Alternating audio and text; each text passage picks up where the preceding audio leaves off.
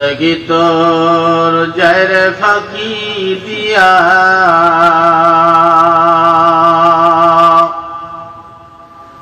আর সোনার আদম জিন্দগি তোর যায় ফাঁকি দিয়া জিন্দগি তোর যায় রে ফাঁকি দিয়া সোনার যুবক জিন্দগি তোর যায় ফাঁকি দিয়া ও আদম রে পাক ধরিয়া গেছে দাড়ি দন্ত আছে গোটা চারি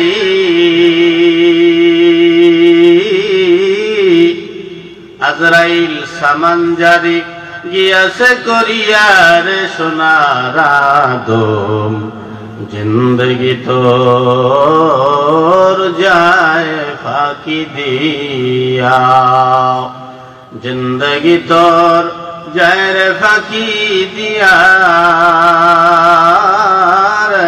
সোনার আদম জিন্দগি তোর যায় ফাঁকি দিয়া ও আদম রে কামিনী রই কোলেতে কাল ঘুমেতে রইলি তুই সারা নিশি কাটাইলি তুই ঘুমাইয়া ঘুমাইয়া রে সোনার আদম জিন্দগি তোর যায় ফাঁকি দিয়া জিন্দগি তোর যায় রে ফাঁকি দিয়া সোনার যুবক জিন্দগি তোর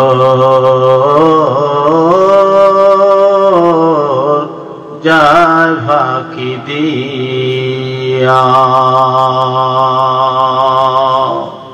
আলহামদুলিল্লাহ আলহামদুলিল্লাহ। আট্রাবাড়ি চিতোষী শামসুল আলম কারিমিয়া মাদ্রাসা এতিমখানা ও কোটালীপাড়া থানা শাখা মুজাহিদ কমিটির উদ্যোগে আয়োজিত 7ই জানুয়ারি 2025 রোজ মঙ্গলবার সময়বাদ হর স্থান মাদ্রাসা প্রাঙ্গণ কোটালীপাড়া গোপালগঞ্জ 13তম বার্ষিক ওয়াজ মাহফিল ও হালকা জিকিরের সম্মানিত সভাপতি জনাব আলহাজ হযরত মাওলানা কবিরুল ইসলাম সাহেব দামাত বরকাতুহুল আলিয়া মুহতামিম গোপালপুর ইসলামিয়া মাদ্রাসা কোটালীপাড়া। প্রধান অতিথি যিনি আছেন আন্তর্জাতিক খ্যাতি সম্পন্ন মুফাসসিরে কোরআন শাইখুল হাদিস ও পীরে কামেল আল্লামা ইহতারামুল হক দামাত বরকাতুহুল আলিয়া পীর সাহেব উজানি আমার আগে সুন্দর সুললিত কণ্ঠে মনোমুগ্ধকর সুন্দর আলোচনা করলেন আমিরে সালেকিন আলহাজ হযরত মাওলানা আলী আহমদ চৌধুরী সাহেব পীর সাহেব চন্ডীবর্তী মাদারীপুর। আরো আছেন ঘোরাফেরারত অবস্থায় মাদ্রাসার ভিতরে স্টেজের ভিতরে আমার থেকে উপরের লেভেলের অনেক ইলমি উলামায়ে কেরাম, আমার সামনে বসা বিভিন্ন জায়গা থেকে আগত আল্লাহ পাকের আশিকিন জাকিরিন শাকিরিন মুহিব্বিন মুরুব্বিন আওয়াম ও এলাকাবাসী, কলিজার টুকরা স্নেহের পাত্র, স্কুল কলেজ মাদ্রাসার যুবক বন্ধুগণ, স্নেহের ছোট ভাই, পর্দার অন্তরালে অবস্থানরত শ্রদ্ধেয়া সম্মানিতা মা এবং বোনেরা, মহান আল্লাহ পাকের দরবারে অসংখ্য অগণিত লক্ষ কোটি শুকর ও সুজুদ যে আল্লাহ পাক এই ফিতনা ফাসাদের জমানায় দুনিয়ার সমস্ত কাজবাজ থেকে আলাদা করে হাজারো লক্ষ কোটি মানুষের মাঝখান থেকে যাচাই বাছাই করে ভালোবেসে মহব্বত করে আজকের এই মহতি সম্মানিত মজলিস, কোরআন হাদিসের মজলিস, জিকিরের মজলিস, জান্নাতের বাগানে যে আল্লাহ আশার বসার দিয়ে একটি কথা শুনে আমল করার মতন তৌফিক দান করেছেন, সে মহান রব্বে কারিমের দরবারে আমরা সকলে মিলে একবার কালিমাতুশ শুকর আদায় করব। এক জবানে, এক আওয়াজে, এক তালে, এক সুরে সকলে বলি আলহামদুলিল্লাহ।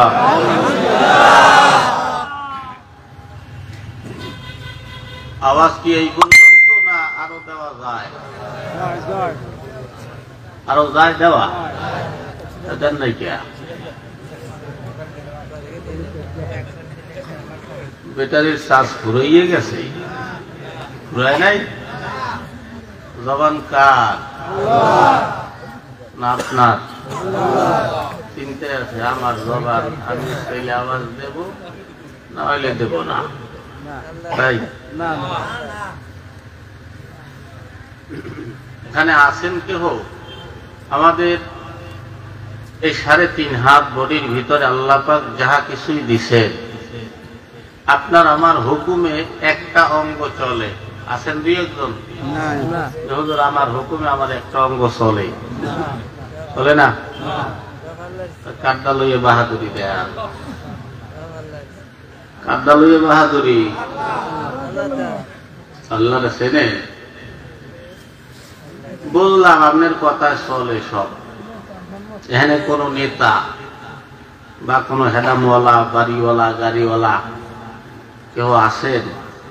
আপনার কথায় সবই চলে বুঝলাম। আমি একটা অঙ্গের কথা বলি, নাকের শ্বাস পারলে 3 মিনিট বন্ধ করে রাখবেন। আমার শ্বাস আমি ইচ্ছে হলে সারব, ইচ্ছে হলে বন্ধ করে দিয়ে দেব। আছেন 2-1 জন? কেউ পারবেন না? তাহলে সব কার? পেট আপনার আমার হুকুমে চলবে? আপনাকে পাতলা পায়খানা হয় মাঝে মাঝে? কাপড় কি ঠিক রাখা যায়? প্রস্তাব কি ধরে রাখা যাবে? তলপেট ফাটতে মরে যাওয়া লাগবে, ঠিক না? তাহলে আপনার আমার হুকুমে কিছুই চলে না। কার হুকুমে চলে? আপনি আর আমি চলি কার হুকুমে? এই যুবকরা, মুরব্বীরা, যারা দাদা বয়স হয়ে গেছেন, আপনারা তো জৈবন আছে, শুরুতেই গেছে নাকি? একটু ধরে রাখতে দিতে পারলেন না? যুবকরা কি আসছো? যুবকরা একটু হাত লাগাও তো, আমি একটু যুবক দেখতে চাই। আছে যুবক, আমি অভাব নাই, রাস্তায় ঘুরঘুর ঘুরি বেড়াইতে আছে, কথা কার না কা, ঠিক না? এই কিছু যুবকরা আছে এই জৈবনের তাড়নায়, এই যে মুরব্বী এখন জৈবন নাই, তোমার আছে তাই তুমি এখন মাইয়ে গো পিছনে কুত্তর মতো ঘুরঘুর ঘুরিয়ে বেড়ায়, কথা কার না কা, ঠিক না?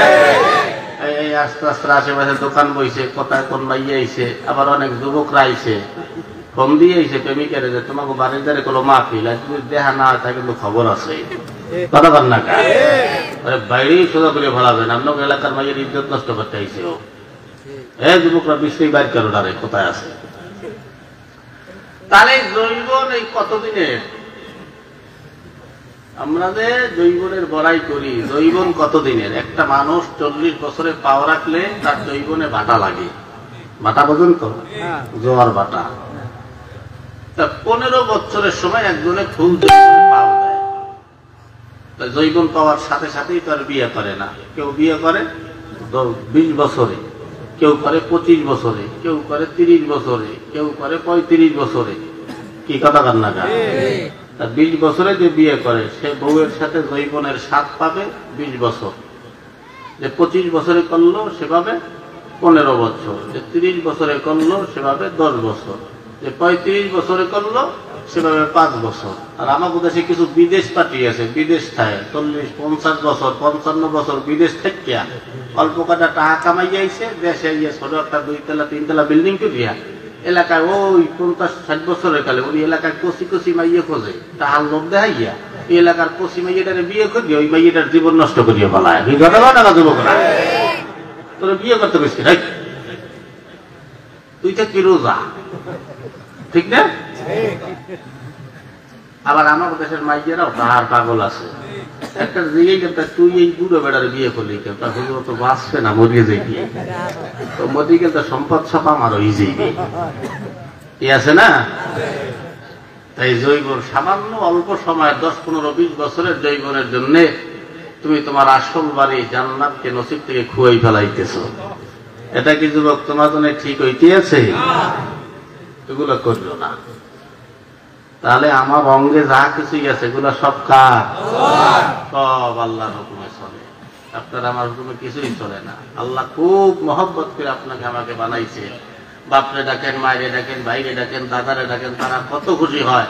আল্লাহও খুব মায়ার নজরে তোমার দিকে তাকাই থাকে, বান্দা কখন আমি আল্লাহরে একবার আল্লাহ কইয়া ডাক দেবা। একবার ডাক দেই না আল্লাহরে। আল্লাহরে খুশি করতে জানি না তো, আমরা ডাকতেই জানি না। এই জবান দিয়ে আল্লাহরে শুকরিয়া আদায় করে আল্লাহরে কি খুশি করা যাবে না? আবার বড় লোকগিরি দেখাইবেন, মুখ বন্ধ রাখবেন কেউ? ঠিক আছে, তাহলে আর একবার শুকরিয়া আদায় কইরা আল্লাহরে একটু খুশি করে দেয়। সকলে বলি আলহামদুলিল্লাহ। হাজারো মানুষ আছে এখন হাসপাতাল গেলে দেখবেন আল্লাহরে ডাকতেছে, আল্লাহ এইবার খালি মাফ করিয়া দাও, জীবনে আর কোনোদিন নামাজ ছাড়বো না। আছে না একদম? খালি আল্লাহ এইবার মাফ করো। আল্লাহ আপনাকে আমাকে তো ভালো রাখছে, ঠিক না? চার রঙের মশলা দিয়া যে কইরাছে, যুবকরা খেয়াল দিয়া হলো, যে কইরাছে তোর গঠন চার রঙের মশলা দিয়া, চার রঙের মশলা দিয়া যে কইরাছে তোর গঠন চার রঙের মশলা দিয়া, চার রঙের মশলা দিয়া। আপনাকে আমাকে বানাইছে কয় মশলা দিয়া? কি কি? ঠিক মতো বই করতেছেন না? না আমি কই এই জন্য স্কুলে বসে কিছু জানে না, আর কথা কোনা কা। আগুন পানি মাটি বাতাস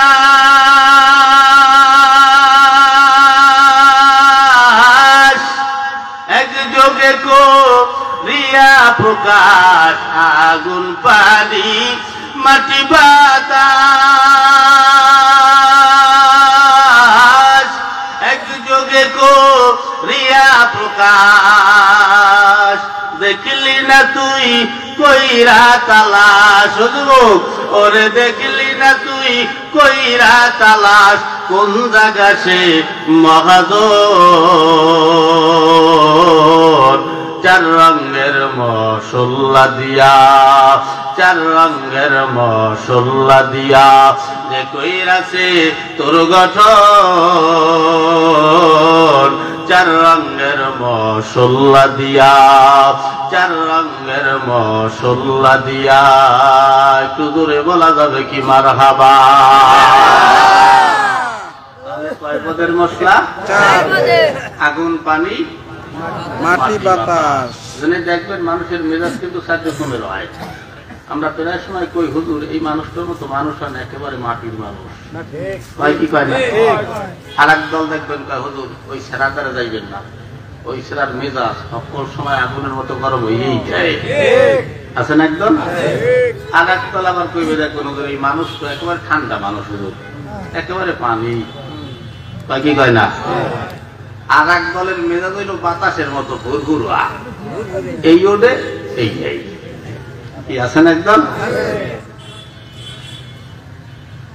আল্লাহ পাক আওয়াজ দিয়া কয় বান্দা আমি তোমাকে তোমার মার গর্ভের থেকে যেদিন দুনিয়ার জমিনে পাঠাইলাম ওই দিন বান্দা তোমার সব ছিল বান্দা, তারপরেও তুমি চলতে পারতা না, ফেরতে পারতা না, খাইতে পারতা না, ধরতে পারতা না, গোসল করতে পারতা না। আমি আল্লাহ তোমার মা দিয়া, তোমার খালা দিয়া, তোমার ফুফু দিয়া, তোমার চাচি দিয়া, বড় ভাই দিয়া, বড় বোন দিয়া আমি আল্লাহ তোমার লালন পালন করাইলাম। বান্দা তোমার হাত ছিল, ধরার ক্ষমতা ছিল না, পাও ছিল, চলার ক্ষমতা ছিল না। এ বান্দা গোসল করতে পারতা না, তোমারে গোসল করাইয়া দেওয়া হইতো। কাপড় পরতে পারতা না, তোমারে পরাইয়া দেওয়া হইতো। তুমি বান্দা চলতে পারতা না, তোমারে চলাইয়া দেওয়া হইতো। খাইতে পারতা না, তোমারে খাওয়াইয়া দেওয়া হইতো। আল্লাহ কয় বান্দা যেদিন আসছো ল্যাংটা, এটা হলো আপনার আর আমার আসার সময়। না আমরা আমার পেটের থেকে বাইরে কেউ দৌড় মারছি? কেউ মারি নাই। এটা হলো আপনার আর আসার সময়। আল্লাহ কয় বান্দা যেদিন আবার বিদায় নিবা ওই দিন নাকের শ্বাস যদি একবার বন্ধ হইয়া যায় বান্দা, যাওয়ার দিনেও তোমার সব থাকবে, হাত থাকবে, পাও থাকবে, চোখ থাকবে, কান থাকবে, নাক থাকবে। নাক থাকবে বান্দা শ্বাস নেওয়ার ক্ষমতা থাকবে না, কান থাকবে বান্দা শোনার ক্ষমতা থাকবে না, হাত থাকবে বান্দা ধরার ক্ষমতা থাকবে না, পাও থাকবে বান্দা চলার কোনো ক্ষমতা থাকবে না, চোখ থাকবে দেখার ক্ষমতা তোমার থাকবে না, মুখ থাকবে তোমার বলার ক্ষমতা তোমার থাকবে না। আল্লাহ কয় সব থাকবে, নাকের শ্বাস যদি বন্ধ হইয়া যায় নিজের শরীরের পোশাকটাও নিজের হাতে খুলতে পারবা না। ঠিক না? এই মুসলমান আপনারা জানেন মসজিদে একটা খাট আছে, আছে 4 পায়া খাট। ওই খাটটাকে এক ধরনের বিমান বলা হয়। ওই বিমান আমাকে আনার জন্য আমার বাড়ি যাবে। এখানে যারাই আমরা আছি প্রত্যেকে আনার জন্য একবার করি ওই বিমান আপনার বাড়ি যাবে আপনাকে আনার জন্য। আপনার আমার আপনজনেরা সাজাইয়া পরাইয়া সাদা কাপড়ের প্যাকেট বানাইয়া ওই বিমানের উপরে শোয়াইয়া দিবে। ওই বিমান আপনাকে আমাকে লইয়া যে উড়াল মারবে। জীবনে কোনোদিন ওই বিমান আর আপনাকে আমাকে লইয়া কোনোদিন ওই বাড়ি আর ফিরবে না। ঠিক না? হে মুসলমান, আল্লাহ কয় বান্দা নাকের শ্বাস বন্ধ হইয়া যাওয়ার পর নিজে গোসল করতে পারবা না, গরম পানি দিয়ে অন্য মানুষ তোমারে গোসল করাবে। তোমারে অন্য মানুষে 3 খান কাপড় দিয়ে তোমারে সাদা কাপড়ে প্যাকেট বানাইয়া আপন জনেরা ওই খাটিয়ার উপরে রাইখা 4 জন আপন মানুষ কান্দে লইয়া এমন একটা বাঁশবাগানের দিকে নিয়ে যাবে, যেই বাঁশবাগানের দিকে যাইতে তুমি দিনের বেলায় বড় ভয় পাইতা, কবর দেখলে তুমি ভয় পাইতা। এই শীতের রাত কত কম্বল কত ল্যাপ আমরা গায়ে দেই, একটু ফাঁকা থাকলে আবার ওই ফাঁকাটারে ঢাইকা দেই যেন ঠান্ডা ভিতরে না ঢোকে। এই ঠান্ডার ভিতরেও যদি মারা যাও 3.5 খান কাপড় দিয়া পেঁচাইয়া তোমার ওই ঠান্ডা মাটির ভিতরে শোয়া দিয়ে আসবে, ল্যাপটপ দেওয়া হবে না। বলে তোমার আপন জনেরা লইয়া ওই বাঁশবাগানের দিকে নিয়ে যাবে, যেই বাঁশবাগানে কবর খোঁড়া হইছে ওই মাটির ভিতরে শোয়াইয়া মাটি চাপা দিয়ে চলে আসবে। জীবনে কোনোদিন কোনো আপন মানুষও তোমার খবর লইবে না। কথা ঠিক না? আপন আপন বইলা যারে বাবলা সারা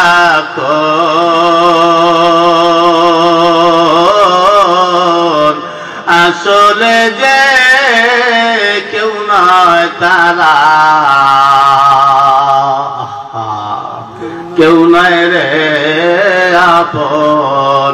আপন আপন বইলা যারে ভাবছ সারাক্ষণ আসলে যে কেউ নয় তারা।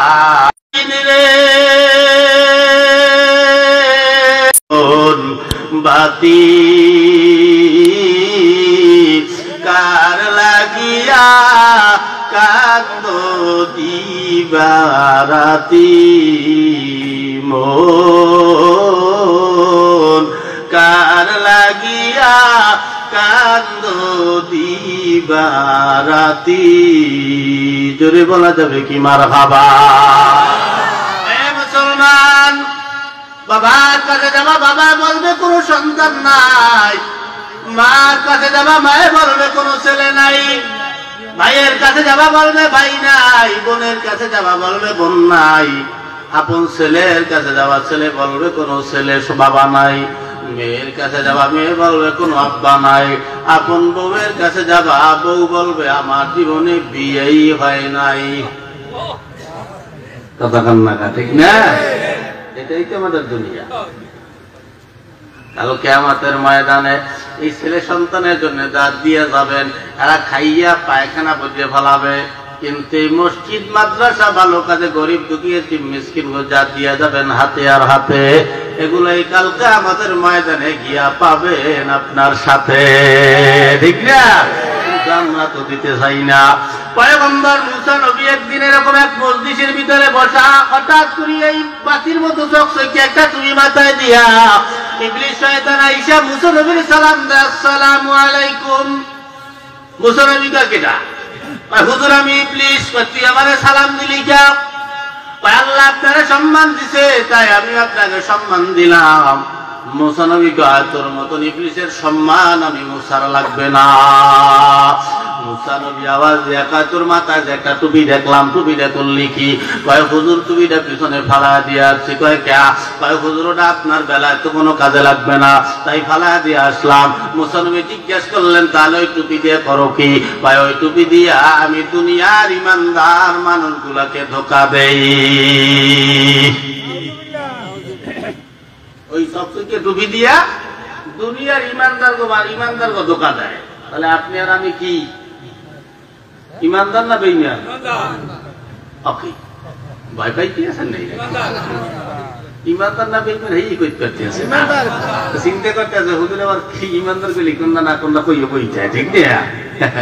ওই এক ঘরে ঢুকছে সাপ, তার মহিলাদের ছিলেন ওরে আল্লাহ সাপ সাপ সাপ সাপ, তার বেড়া আসলে পাশে শোয়া।